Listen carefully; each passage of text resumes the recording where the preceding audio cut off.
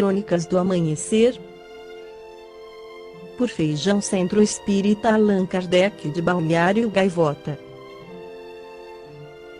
1º de novembro de 2019. Mesmo sem quase nada para comer em casa, menino doa ovo para ajudar abrigo de idosos em Caçu. A solidariedade de um menino de 8 anos comoveu a cidade de Caçu, no sudoeste de Goiás, e acabou se transformando em uma corrente do bem. Mesmo sem ter quase nada para comer em casa, o pequeno Luiz Gustavo Rodrigues doou o único ovo de galinha para voluntários que faziam arrecadação de produtos para um leilão beneficente. O gesto dele acabou rendendo um bom dinheiro. Os moradores da pequena cidade, com pouco mais de 14 mil habitantes, ficaram sabendo da história e resolveram também colaborar com a ação social para a reforma de um abrigo de idosos da cidade. O leilão do ovo acabou rendendo quase R$ 4.000 em doações, que serão usados na obra. Já era final de tarde, quando bateram na porta da família. Foi o padrasto do menino, Luismar Nunes, quem atendeu ao grupo de voluntários. O pedreiro, que está sem serviço no momento, se emociona ao lembrar que não tinha nem comida direito dentro de casa para ele, a esposa, o Gustavo e mais 2 irmãos do menino, que também são crianças. A voluntária de quem Luismar está falando é Jéssica Thaís Santos.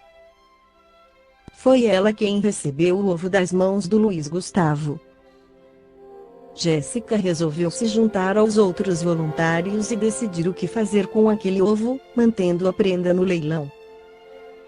E o resultado dessa história foi ainda mais compensador para todos que estavam envolvidos na ação social. Um simples ovo com as melhores das intenções veio fazer o que fez.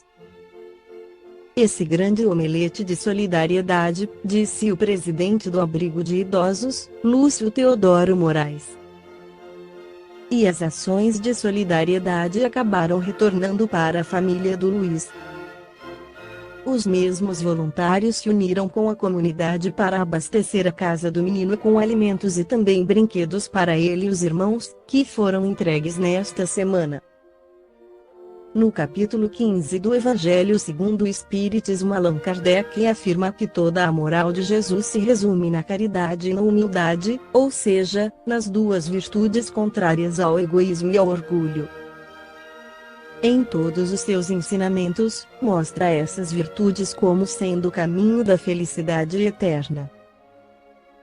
Bem-aventurados, diz ele, os pobres de espírito, quer dizer os humildes, porque deles é o reino dos céus. Bem-aventurados os que têm coração puro, bem-aventurados os mansos e pacíficos, bem-aventurados os misericordiosos. Amai o vosso próximo como a vós mesmos, fazei aos outros os que desejaríeis que vos fizessem, amai os vossos inimigos, perdoai as ofensas, se quereis ser perdoados, fazei o bem sem ostentação, julgai-vos a vós mesmos antes de julgar os outros. Humildade e caridade, eis o que não cessa de recomendar, de que ele mesmo dá o exemplo. Orgulho e egoísmo, eis o que não cessa de combater. Mas ele fez mais do que recomendar a caridade, pondo-a claramente, em termos explícitos, como a condição absoluta da felicidade futura. No quadro que Jesus apresenta, do juízo final, como em muitas outras coisas, temos de separar o que pertence à figura e à alegoria. A homens como aos que falava, ainda incapazes de compreender as coisas puramente espirituais, devia apresentar imagens materiais, surpreendentes e capazes de impressionar.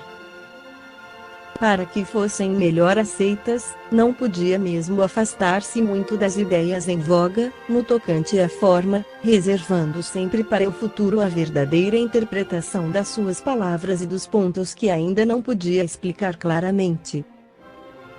Mas, ao lado da parte acessória ou figurada do quadro, há uma ideia dominante da felicidade que espera o justo e da infelicidade reservada ao mal. Nesse julgamento supremo, quais são os considerandos da sentença? Sobre o que baseia a inquirição? Pergunta o juiz se foram atendidas estas ou aquelas formalidades, observadas mais ou menos estas ou aquelas práticas exteriores. Não, ele só pergunta por uma coisa prática da caridade. E se pronuncia dizendo: passai à direita, vós que socorrestes aos vossos irmãos, passai à esquerda, vós que fostes duros para com eles. Indaga pela ortodoxia da fé. Faz distinção entre o que crê de uma maneira, e o que crê de outra? Não, pois Jesus coloca o samaritano, considerado herético, mas que tem amor ao próximo, sobre o ortodoxo a quem falta caridade.